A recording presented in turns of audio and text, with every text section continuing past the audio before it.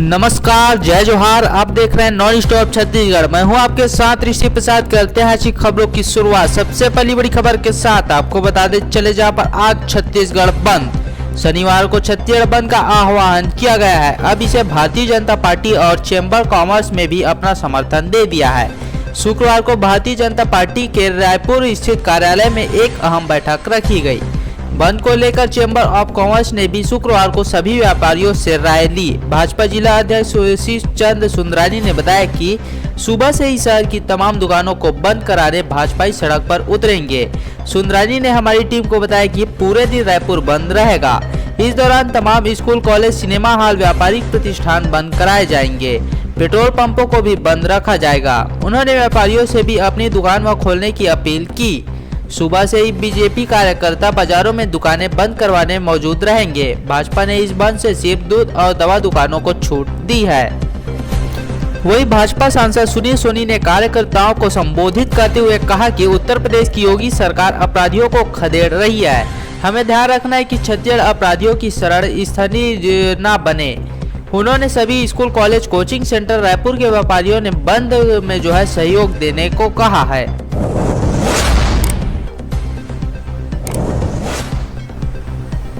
बस्तर में गोचा महापर्व का जश्न।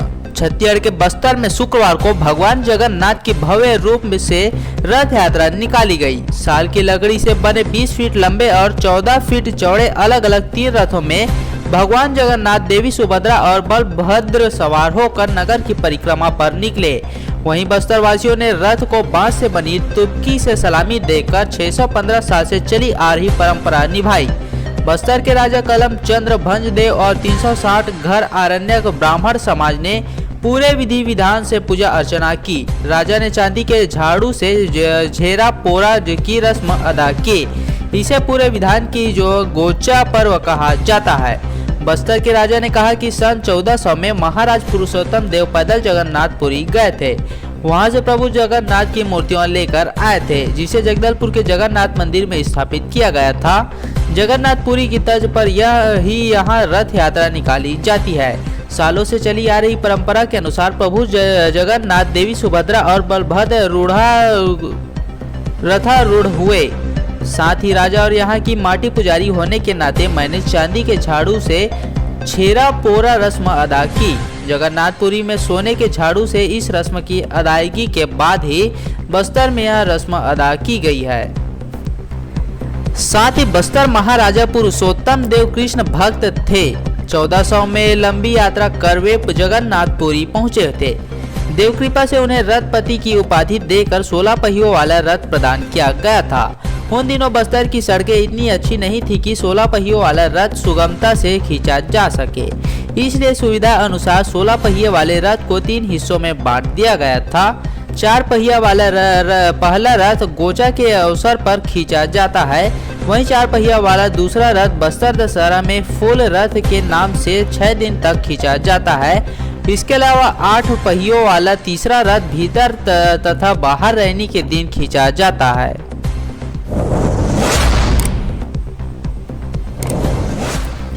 सभी सरकारी दफ्तरों में होगी अब छत्तीसगढ़ महतारी। छत्तीसगढ़ के सभी सरकारी दफ्तरों में अब छत्तीसगढ़ महतारी का फोटो लगाना अनिवार्य कर दिया गया है। इसे लेकर सरकार ने 30 जून को एक नया निर्देश जारी किया है। इससे पहले सरकार ने सभी सरकारी कार्यक्रमों में छत्तीसगढ़ महतारी का चित्र लगाना अनिवार्य किया गया था।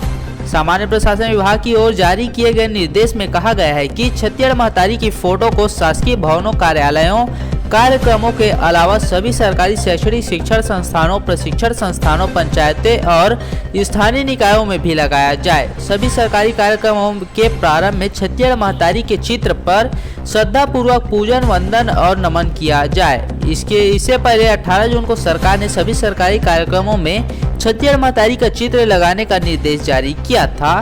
तब मुख्यमंत्री भूपेश बघेल ने सोशल मीडिया के जरिए कहा था कि छत्तीसगढ़ का वैभव संपन्नता हमारे किसानों से है। उनकी खुशहाली में छत्तीसगढ़ महतारी का ही आशीर्वाद है।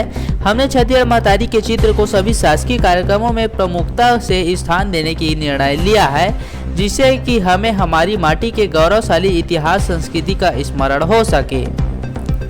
वहीं राज्य आंदोलन के दौरान 90 के दशक में रायपुर और धमतरी के कुरूद में छत्तीसगढ़ महतारी का मंदिर भी बना।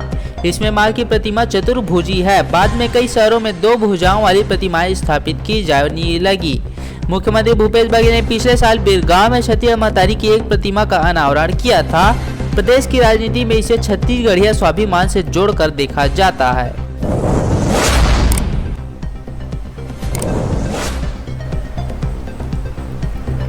2 जुलाई यानी आज छत्तीसगढ़ बंद। उदयपुर में हुई घटना की जांच अब छत्तीसगढ़ पहुंच चुकी है।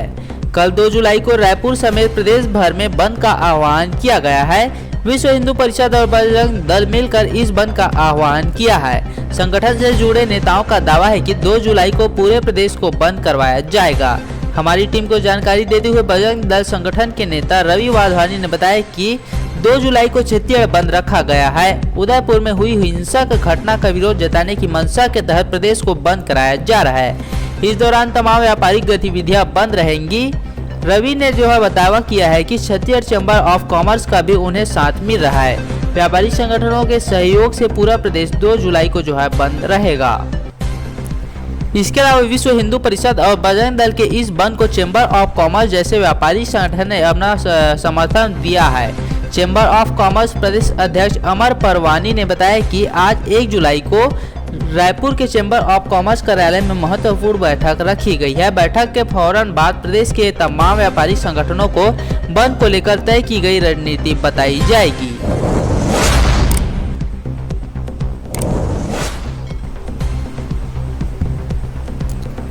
बढ़ रहा कोरोना संक्रमण। राज्य में संक्रमण दर 2% से कम है। इसके बावजूद रायपुर में नए संक्रमितों की संख्या अब तेजी से बढ़ने लगी है।